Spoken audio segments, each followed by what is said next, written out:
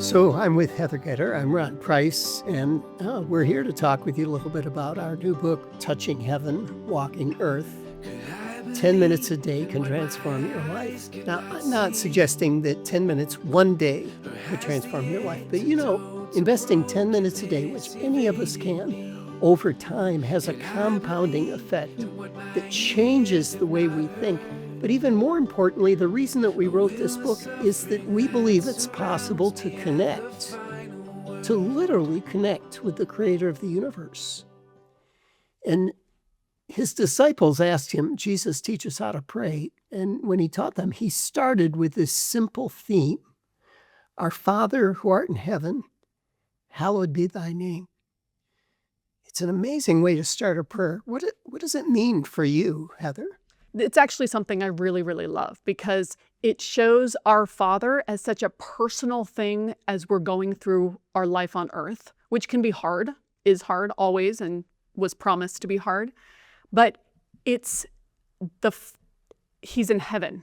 And so it's the both sides of he's up there and he's with us. He's got this powerful, in charge of the universe, but he's our Father. He's personal. He's involved in our life. What I liked about Jesus starting teaching the disciples this was that there's a reason why they asked him. Mm-hmm. They watched what was going on. Mm-hmm. They saw the miracles that were happening when Jesus ministered to people. Over and over and over again, it could be the bread that fed thousands. It could be him walking on water. It could be healing this person that was blind or that. And they said, he's got something that the religious leaders don't have.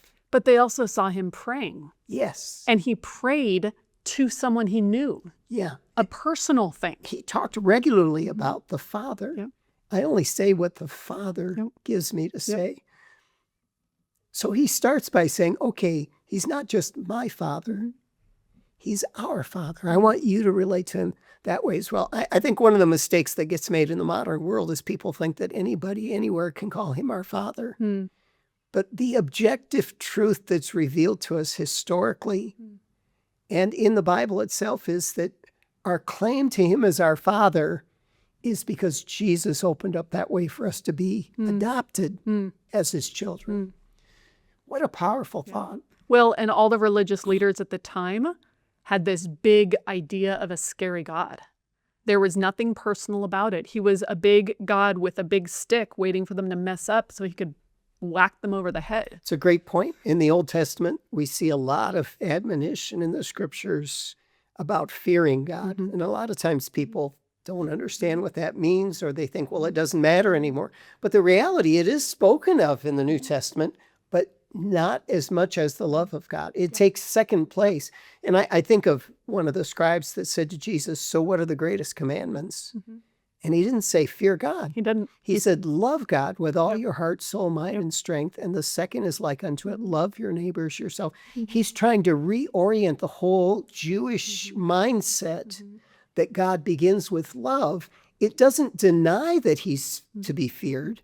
And I think he's to be feared because he's so powerful. I mean, I think of somebody experiencing a really, really scary storm or somebody experiencing some very traumatic experience. And that's a demonstration of how powerful the universe is, which was created by God. We had all those stories in the Old Testament. Yeah. The kind were not just people falling prostrate before God.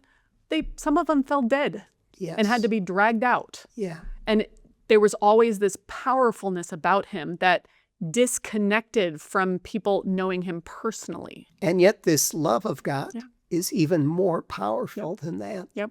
It's more transformative than that. I love a verse that John wrote. John was a very, very young person when he was a disciple of Jesus. Most people think of him as being a teenager. But he didn't really actually write the Gospel of John or the letters for 2nd and 3rd John until he was pretty much an old man at that point.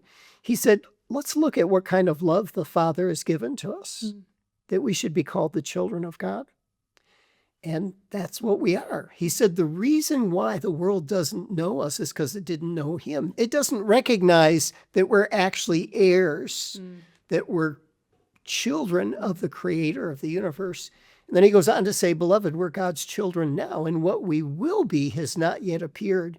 But we know that when he appears, we'll be like him, because we'll see him as he is. And everyone who thus hopes in him purifies himself as he's pure. What's so powerful about that concept is the more that we relate to God as our Father, and we recognize that that was made available to us through the life of Jesus, that in itself is what purifies us. It's not us cleaning our act up. It's us understanding more of who God is and his love. That's the purifying force in our life that helps us live the lives that we were intended to live. What a powerful concept.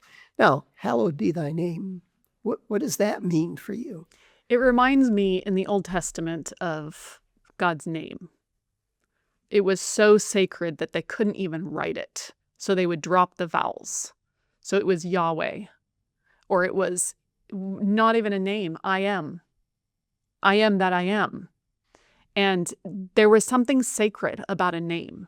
So there was this respect, this reverence, this honoring, recognizing how holy we would say, but holy is like beyond our comprehension, beyond this earth.